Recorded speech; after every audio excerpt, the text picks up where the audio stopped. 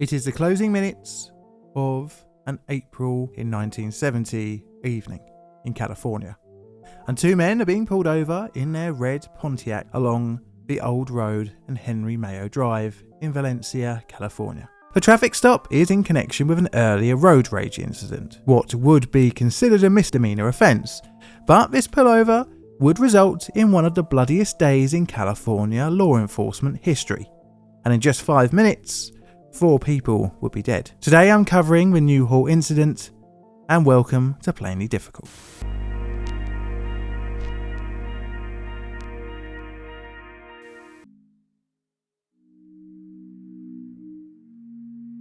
Two men. Our story starts with two men renting an apartment in Long Beach, California. Nothing out of the ordinary, friends share apartments to keep down the cost of living. But these two men had met somewhere slightly different than most. Prison. These two new flatmates were Jack Wright Twinning and Bobby Augusta Davis. Both had been in and out of prison for most of their lives. After their original meeting in prison, the duo met up in Houston, Texas and set out for California. The year was 1969 and both men had failed to re-enter society with jobs, and as such they sought out to continue their life of crime. A half-an-hour drive away from their apartment in Long Beach was Santa Anita Park. The two men, whilst there, had noticed an armoured money car. These seemingly tough targets filled with thousands of dollars were, to these two at least, a tempting juicy target. But how to successfully defeat such a vehicle? Well, the two men had seen something on their journey to California, a construction site that had been using explosives to clear land. Twinning and Davis thought that if they had explosives, then they would be able to blow the doors off the armoured car and get that sweet, sweet cash inside. You know, as I write this kind of makes me think that they had actually got the idea from the Italian Job. Anyways, the two set out on the 5th of April 1970 to procure some explosives. Davis dropped off Twinning to make his way to the construction site, and Davis would meet him later on. The car the two had was a red 1964 Pontiac Grand Prix. And oh boy, this vehicle was loaded up with some guns.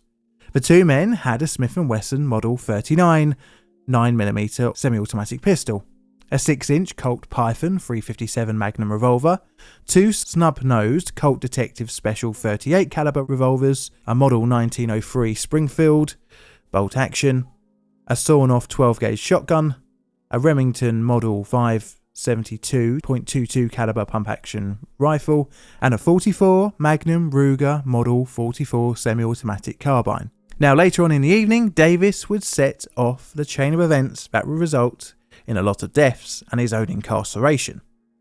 When driving along Interstate 5, Davis decided to do an illegal U-turn.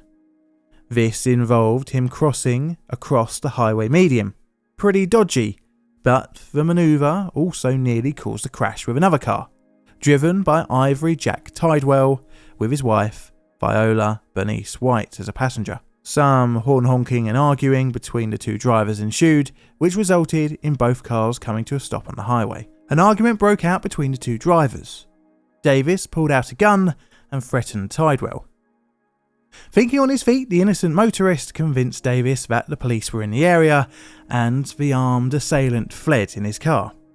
Tidwell and his wife then immediately drove to the nearest phone box to report the incident, in doing so giving the description of the crazy driver and his car. This incident happened at roughly 11:20 in the evening, and the call was put out to all California highway patrol vehicles in the area to pull over a red Pontiac to discuss the dangerous driving and gun wieldiness of its driver. At some point, over the next 20 minutes or so, Davis had collected Twinning, and the two continued their drive, which would involve passing a CHP patrol car manned by officers Walt Frago and Roger Gore. They lit up the lights and followed the red Pontiac. It pulled off the freeway at the exit for Henry Mayo Drive, after which it pulled into a car park next to a Jay's coffee shop adjacent to a standard gas station. Twinning and Davis at this point decided that they were not going to submit to the police and try their luck shooting their way out. The two officers followed in a 1969 Dodge Corolla patrol car. Two more officers in another patrol car were not far away and were ready to jump in if backup was needed. Clearly, officers Frago and Roger Gore were not prepared for what was about to unfold as they pulled in behind that red Pontiac. The shootout. The police car pulled up to the rear of the Pontiac, and the officers used their car as a cover. The officers used the spotlight on their car to light up the suspects, illuminating Davis and Twinning. The order to leave the vehicle with their hands up was shouted 3 times. Davis, the driver, complied. He got out of the Pontiac and, after another order to raise his arms from Gore, put both arms in the air. The next order was to spread his legs and put his hands on the car's rear fender. Davis also did this. With one suspect seemingly compliant, and Frago, with his shotgun raised in the air with the stock at his hip, approached Twinning, who was still in the passenger seat, and their passenger door was still closed. As Frago went to open the door, Twinning flung open the car door with a revolver in his hand. Frago shouted "Hold it!" and lowered the shotgun, but Twinning had the drop and fatally shot Officer Frago. As soon as Officer Frago hit the floor, Twinning jumped out of the passenger seat and started shooting at Gore across the rear of the Pontiac. Gore turned and shot back, missing Twinning, hitting the Pontiac and a Mustang parked near the coffee shop. Davis used this distraction to pull a 2-inch revolver from his belt. In an instant, he fired 2 shots, almost point blank at Gore, killing him instantly. 2 officers were now dead. Officer James Pence and George Allen pulled up in their Dodge patrol car alongside Gore and Frago's vehicle. As soon as the car stopped, both officers were met with gunfire from both assailants. The revolvers both Davis and Twinning had were now out of ammo, and retreated back to their car to retrieve some more of the guns that they had. Davis grabbed out a sawn-off 12-gauge shotgun. Twinning pulled out a 1911 pistol. Twinning fired 1 shot from this, but it jammed. He discarded it and grabbed another from the car. Pence and Allen radioed into CHP that shots had been fired and officers were down. Allen emerged and moved to the right-hand side of the 2 patrol cars and emptied his Remington Model 870 shotgun at the Pontiac. He then retreated back behind and in between the patrol cars. He pulled his service revolver and emptied it into the suspect's car. Out of this volley, only a superficial wound was received by Twinning. Davis returned fire with his shotgun, fatally killing Allen. He then made his way back to the Pontiac, picked up Frago's shotgun, and after trying to operate it, accidentally discharged it into the air. This was then discarded and Davis took the downed officer's service revolver. Now every story needs a mad lad, and this would come from a passerby, Gary Dean Ness, age 31, and a former US Marine. He saw the gunfight between the CHP and the suspects. After Allen was downed, rather than running away, Ness thought, "I'll have some of that," and charged him behind the patrol cars in an attempt to drag Allen's body to safety. Ness, upon not being able to drag Allen, picked up the CHP shotgun and tried to return fire at Davis.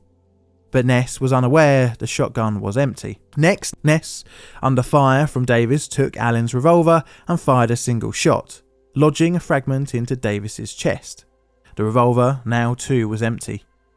Meanwhile, Officer Pence's revolver was also empty. He knelt down to reload behind his patrol car. Twinning flanked him by running out from behind the left side of the Pontiac, firing 4 shots at the officer, hitting Pence in the chest and in both legs, sending him to the ground. Pence on the ground was still frantically trying to reload his revolver.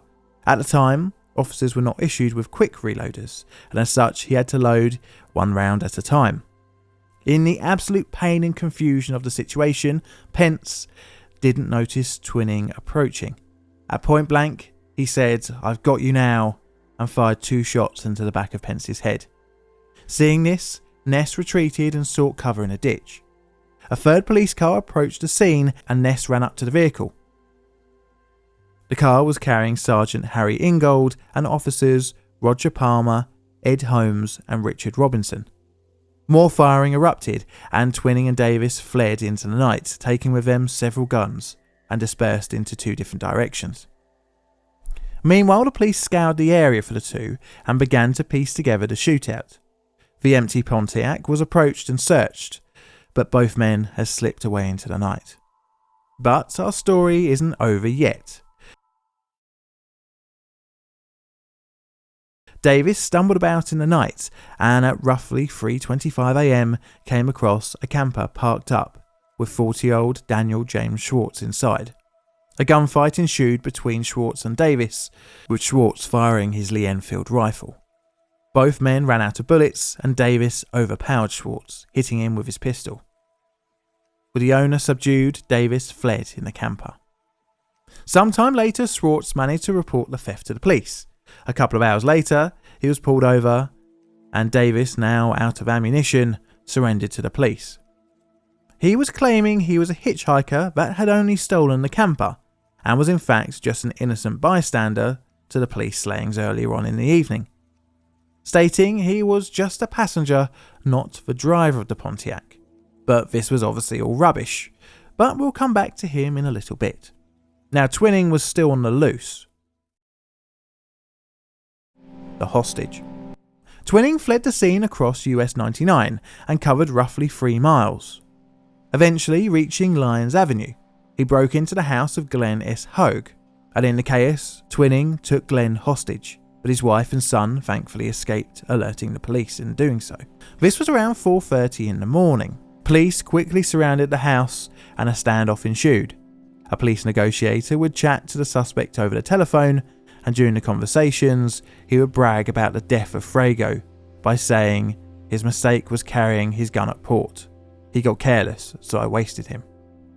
The police issued an ultimatum at 9 a.m. Twinning released his hostage and tear gas was thrown into the house. As the police entered, a single shotgun blast rang out. The suspect had taken the easy way out. Aftermath.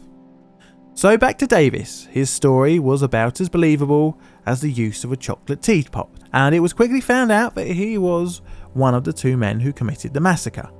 He was convicted and sentenced to death for the murders of the 4 CHP officers, but luckily, or not, Davis's sentence was commuted to life in prison without parole. This was after the US Supreme Court ruling on Furman versus Georgia, where the death penalty was deemed unconstitutional. He would last until the 16th of August 2009, when he would also take the easy way out. The shootout would be dissected as to how 4 police were killed in just 5 minutes. Well, there was one startling similarity. All men had under 2 years service and all were between the ages of 23 and 24. None had ballistic vests, but although not standard issue, 3 of the men would have likely survived their wounds if they had been issued them. Speed of reloading was also an issue, as well as their pistols being different from which they had been trained on. As a result, the CHP standardised their weaponry and training. The event would help push forward better training and procedures in police stops, especially when dealing with armed individuals. And as such, I'm going to give this tragedy a legacy rating of a 7.